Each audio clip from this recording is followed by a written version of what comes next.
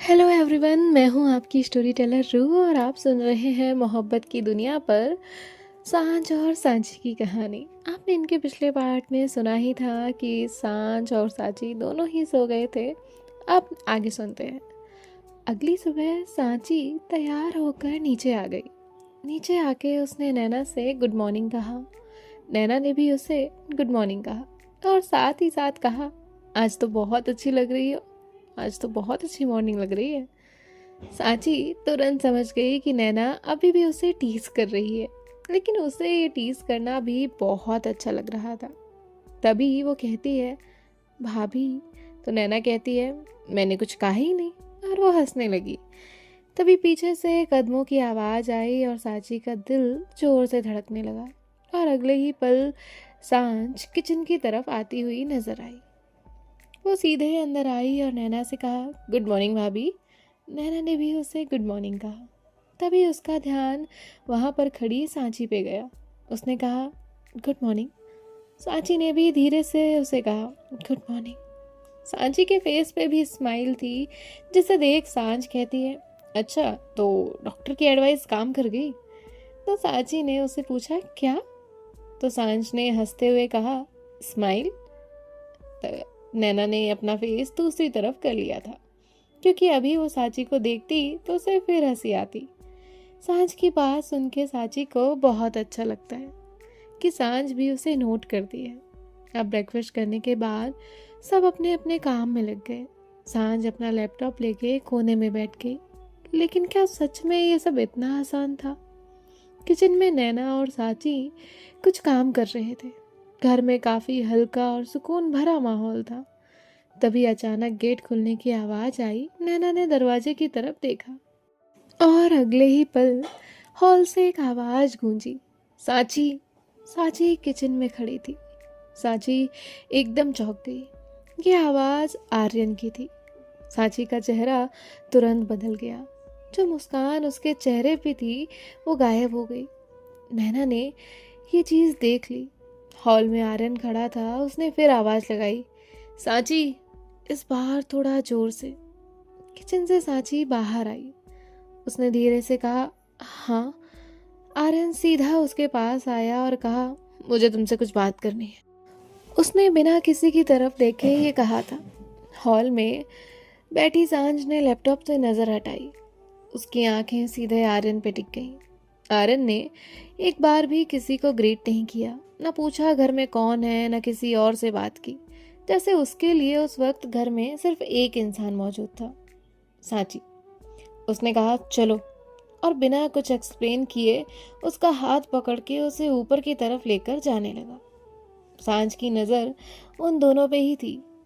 सांची ने एक बार मुड़कर किचन की तरफ देखा, जहां नैना खड़ी थी, जैसे वो नैना से कुछ कहना चाहती हो। अब दोनों ही ऊपर चले गए। रूम का दरवाजा बंद होने की आवाज आई। हॉल फिर से शांत हो गया, लेकिन इस बार वो शांति सुकून वाली नहीं थी। सांझ ने लैपटॉप बंद कर दिया। उसके चेहरे पे कोई एक्सप्रेशन नहीं थे, लेकिन उसकी आंखों में गुस्सा था। आर्यन का आते ही सांची को इस तरह बुलाना, सबके सामने उसका हाथ पकड़ना और उसे इस तरह लेकर जाना, उसे बहुत गुस्सा आ रहा था। नैना ने उसे देखा। नैना डर रही थी, कहीं सांझ कुछ कह ना दे।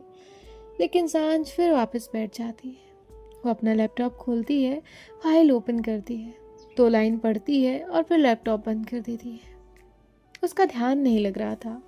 उसने अपना सर सोफे पे टिकाया और आंखें बंद कर ली। तभी नैना उसके पास आई और कहा, क्या हुआ? तो सांझ कहती है, कुछ नहीं। तो नैना कहती है, मुझसे तो मत झूठ बोलो। तभी सांझ कहती है, आर्यन का ये बिहेवियर मुझे बहुत गुस्सा आ रहा है। नैना ने टॉन्ट मारते हुए कहा, वो उसका पति है, उसमें हम कुछ नहीं कर सकते। सांझ तुरंत खड़ी हो जाती है और कहती है, भाभी, ये आप कह रही हैं? तो नैना कहती है, हाँ, मैं ही कह रही हूँ। तुम्हें तकलीफ हो रही है क्योंकि वो उसे इस तरह से लेकर गया, लेकिन उसका हक है, वो लेकर जा सकता है। तभी किसी के कदमों की आवाज आती है। सांची सीढ़ियों से नीचे आ रही थी। उसका चेहरा शांत था, लेकिन आंखों में वो चमक नहीं थी। जो कुछ देर पहले थी, जैसे कोई उसके अंदर की खुशी को तोड़ चुका हो।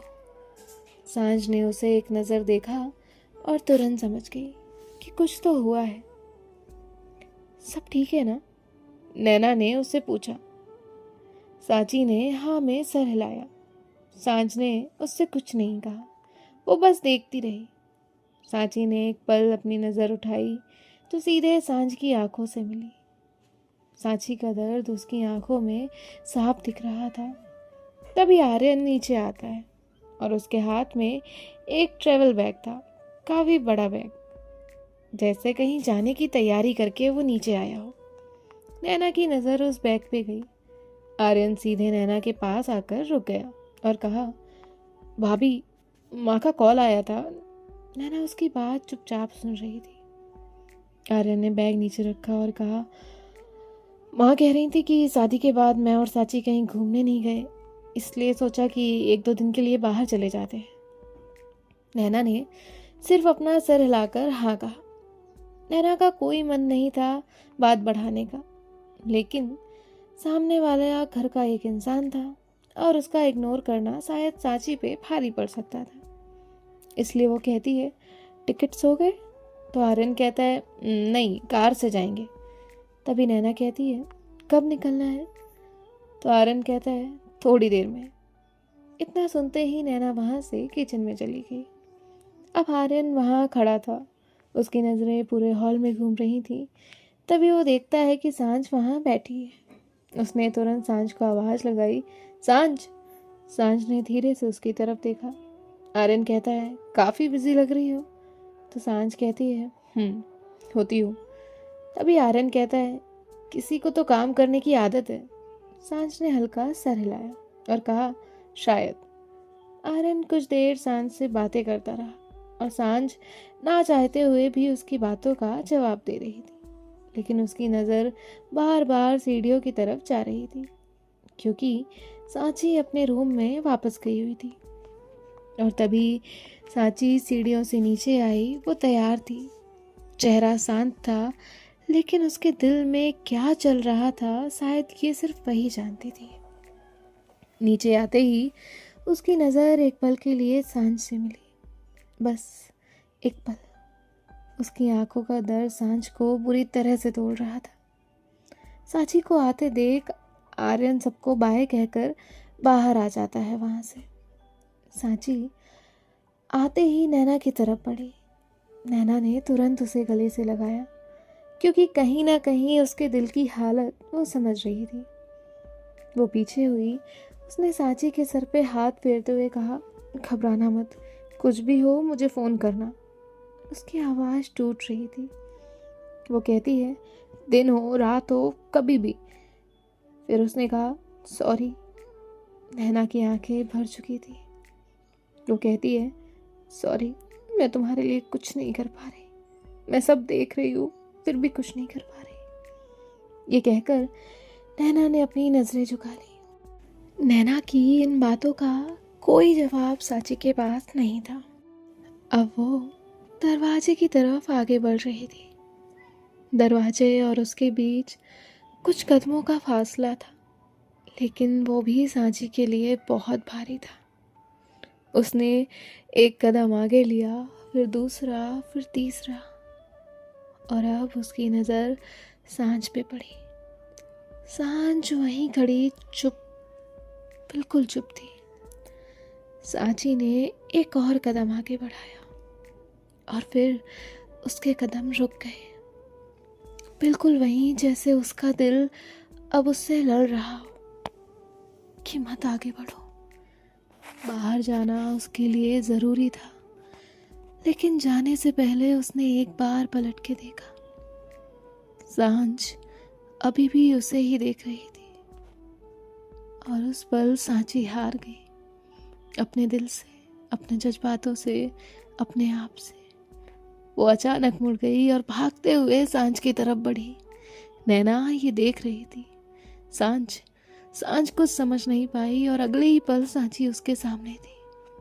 एक पल और सांची ने उसे गले से लगा लिया, बहुत जोर से, इतना जोर से कि जैसे वो छोड़ना ही नहीं चाहती। जैसे उसने अपनी सारी हिम्मत, सारी तकलीफ, सारी मोहब्बत सांझ को गले लगाने में लगा दी हो। सांझ की बॉडी फ्रीज हो गई। उसे समझ नहीं आया ये हो क्या रहा है। सांझ के हाथ हवा में ही थे। उसने एक बार भी सांची को नहीं पकड़ा। सांझ को ये पता था कि सांची को जाना नहीं है, लेकिन उसके लिए इतना रोना, इतनी तकलीफ, ये वो समझ नहीं पा रही थी। तभी बाहर से आवाज आई, सांची चलो, देर हो रही है। वो धीरे से सांझ से थोड़ा दूर रही। उसने सांझ की तरफ देखा। सांझ ने उसे देखा। सांझ उसे देख ही रही थी। इन दोनों की ही आंखें एक दूसरे से मिली। आज नजर किसी ने भी नहीं हटाई। उनका आई कांटेक्ट हो रहा था। दोनों की ही आंखों में इतनी बातें थी कि अगर कहने लगे तो जिंदगी कम पड़ जाए। सांची के हाथ कांप रहे थे। उसने अपने दुपट्टे से कागज निकाला जिसे वो इतनी देर से छुपा कर रखे हुई थी। एक बुढ़ा हुआ लेटर। आंखों से आंसू गिर रहे थे, हाथ कांप रहे थे। उसने बिना कुछ कहे वो लेटर सांझ के हाथों में रख दिया। जैसे ही हाथों में रखा, उनकी उंगलियां आपस में टच हुई। सांझ ने उस कागज की तरफ देखा, फिर सांची की तरफ। उसके समझ में कुछ नहीं आ रहा था। उसका दिल अजीब तरह से धड़क रहा था। बाहर से फिर आवाज आई, सांची। उसने एक आखिरी बार सांझ को देखा। एक ऐसी नजर जिसमें उसका प्यार, दर्द, इंतजार, डर सब कुछ था। फिर वो पलटी और भागते हुए बाहर की तरफ चली गई। सांझ की नज़र अब भी दरवाजे पे टिकी हुई थी, जैसे वो उम्मीद कर रही हो कि अब दरवाज़ा खुलेगा और सांची दौड़ती हुई वापस आ जाएगी। लेकिन ऐसा कुछ नहीं हुआ। बाहर गाड़ी जाने की आवाज़ आई। हॉल में सिर्फ सन्नाटा था। सांझ ने अपनी मुट्ठी देखी जिसके अंदर वो लेटर था। उसने उसे और जोर से पकड़ लिया। पता नहीं क्यों, जैसे अगर उसने ढीला छोड़ा तो कुछ छूट जाएगा, टूट जाएगा। बहुत देर तक वो वहीं खड़ी थी। नैना उसे देख रही थी। कुछ टाइम बाद सांझ सोफे पे बैठी। लेटर अब भी उसके हाथ में था और पहली बार उसने उसे खोलने की कोशिश की। फिर उसका हाथ रुक गया।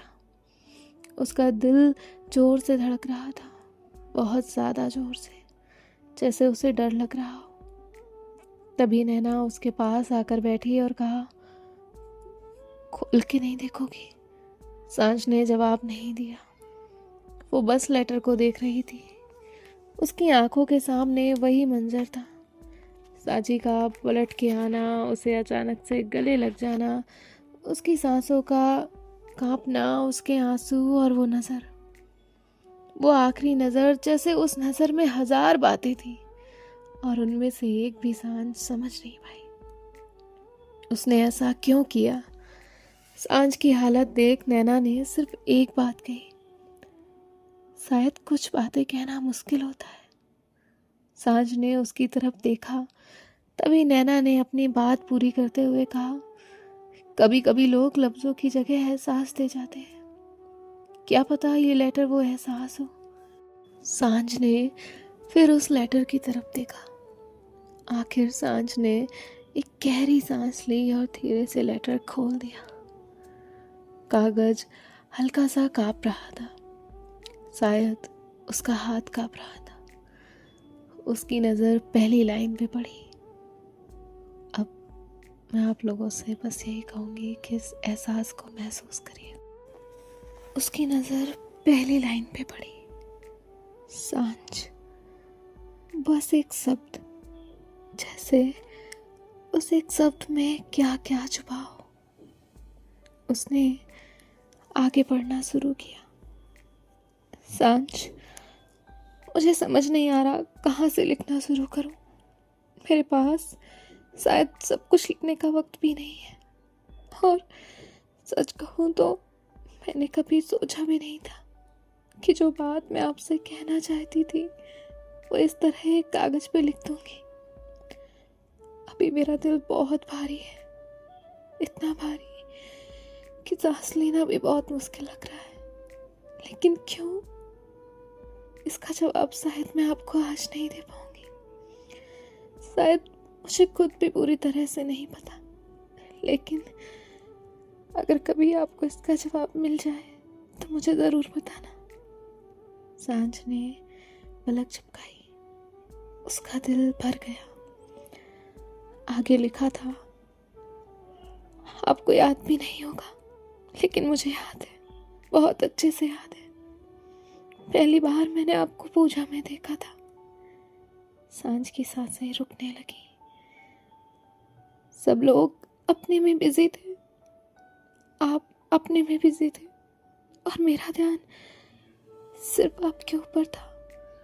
तब मुझे नहीं पता था कि आप मेरी जिंदगी का इतना बड़ा हिस्सा बन जाओगी। तब मुझे सिर्फ इतना लगा था कि आप सबसे अलग हो। आप हंसती हो तो आपके पास लोग भी हंसने लगते थे। बस वहीं से शायद कुछ शुरू हुआ था। लेटर पे आंसू का एक कतरा गिरा। उसने तुरंत उसे साफ किया, आगे बढ़ने लगी। पहले मुझे लगा था कि शायद ये सिर्फ लगाव है, फिर लगा आदत है, फिर लगा शायद दोस्ती है, लेकिन हर दिन के साथ मुझे समझ आने लगा कि ये कुछ और है। आप सामने होती थी तो दिल शांत हो जाता था। आप दूर होती थी तो घर लोगों से भरा हुआ रहता था, फिर भी सब खाली लगता था। आप हंसते हुए अच्छी लगती थी, नाराज होती थी तब भी अच्छी लगती थी, काम करती थी तब भी चुप रहती थी, तब भी। और एक दिन मुझे समझ आया, मुझे आपसे प्यार हो गया है। ये लिखते वक्त भी मेरे हाथ कांप रहे हैं, क्योंकि मुझे नहीं पता आप ये पढ़कर क्या सोचेंगी। शायद हंसोगी, शायद गुस्सा हो जाओगी, शायद ये कागज फाड़ दोगी, और शायद मुझे गलत समझोगी। लेकिन फिर भी मैं लिख रही हूँ, क्योंकि सच ऐसे होते हैं जो अंदर रखो तो और ज्यादा दर्द देते हैं। मैंने कभी ये नहीं चाहा था, कसम से नहीं चाहा था। मैंने कभी नहीं सोचा था कि मेरी जिंदगी मुझे इस मोड़ पे लाकर खड़ा कर देगी। मुझे वो शादी नहीं करनी थी, लेकिन वो हो गई।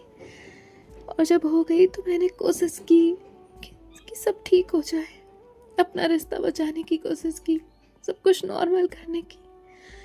लेकिन कुछ रिश्ते सिर्फ कागजों पे होते हैं, दिल में नहीं। और फिर मेरी किस्मत ने एक और मजाक किया, मुझे आपसे मिला दिया। सांझ की आंखों से आंसू आ रहे थे। आपके दिल में क्या है मुझे नहीं पता, शायद कुछ है भी या नहीं वो भी नहीं पता। शायद मैं सिर्फ एक दोस्त हूँ या एक जिम्मेदारी, शायद कुछ भी नहीं।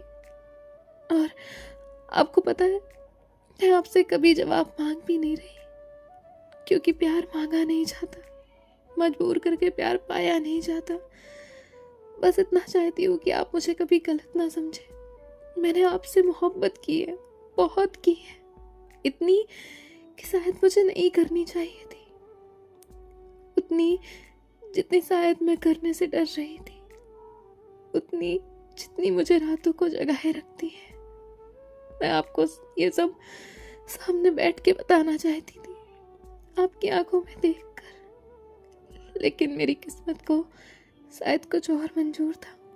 इसलिए ये लेटर, और सच कहूँ मैं बहुत डर रही हूँ, बहुत ज़्यादा। मुझे डर है कि कहीं आप भी सबकी तरह मुझे ठुकरा ना दो, कहीं आप भी मुझसे दूर ना हो जाओ, कहीं आप मुझे देखकर वो मुस्कान देना बंद ना कर दो जो मुझे अपने जीने की वजह लगती है। अगर आपको कभी मेरे लिए कुछ महसूस ना हुआ तो भी ठीक है, मैं आपसे शिकायत नहीं करूंगी। बस एक बात याद रखना, मेरी जिंदगी में बहुत लोग हैं, लेकिन आप पहली वो इंसान है जिसने मुझे इतना सुकून दिया, और उसके लिए मैं जिंदगी भर आपकी शुक्रगुजार हूँ। लेटर की आखिरी लाइन थी, आपकी दोस्त, या शायद उससे भी कुछ ज्यादा, सांची। और उसके नीचे एक छोटा सा दाग लगा था, जैसे वो लाइन लिखते वक्त सांची के आंसू की बूंद कागज पे गिर गई हो। लेटर खत्म हो चुका था, लेकिन सांझ की नज़र अभी भी उस आखिरी लाइन पे टिकी हुई थी, आपकी दोस्त या फिर उससे कुछ ज़्यादा। उसके बाद कुछ भी पढ़ने को नहीं था, फिर भी वो उस लेटर को देख रही थी, जैसे उसका दिल नहीं मान रहा था कि आगे सच में कुछ लिखा हुआ नहीं है। मिलते हैं आपसे नेक्स्ट पार्ट में और देखते हैं कि सांझ के क्या इमोशंस होंगे और क्या रिएक्शन होगा, और जैसा भी होगा वो आपको अगले पार्ट में पता चलेगा। आपको ये कैसा लगा ये मुझे कमेंट में बताइएगा। राधे राधे।